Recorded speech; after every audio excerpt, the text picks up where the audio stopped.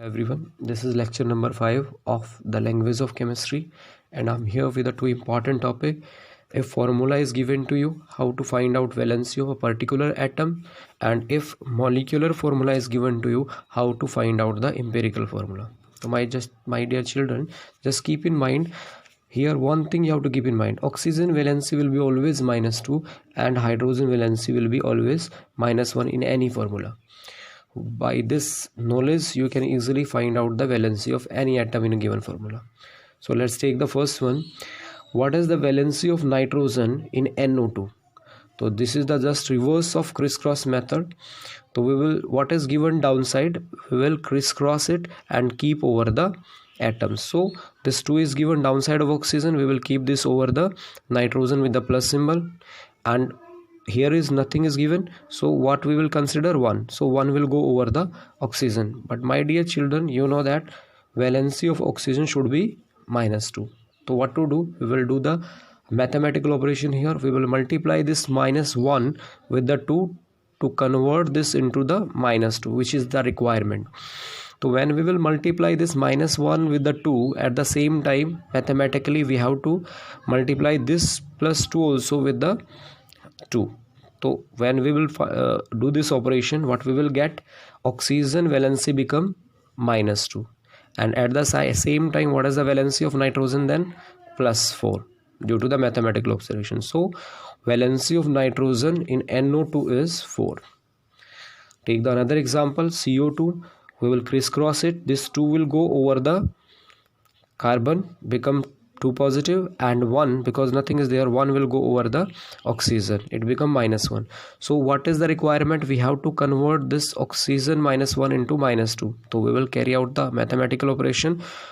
This also as well as this also we have to multiply with 2, and when we will multiply we will get C, 2 to ja 4, 4 plus 4. When oxygen valency is -2 at the time, what is the valency of carbon, +4. So what is the valency of carbon in this formula, +4. Take the another example. In N2O5, just crisscross the valency. What is this, 5 will go over the nitrogen and 2 will go over the oxygen. So by chance, what is the valency of oxygen here, -2. When valency of oxygen is -2, what is the valency of nitrogen at that time, +5. So valency of nitrogen in this formula is +5. In the similar manner you can do the rest of the examples.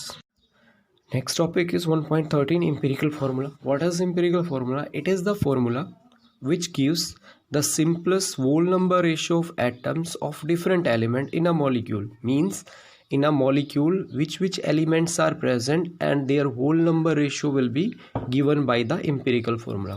But in the exam, what they are going to ask, they will give you molecular formula and will ask the empirical formula. For example, for the glucose, what is the formula, C6H12O6. What is the formula, empirical formula for the glucose?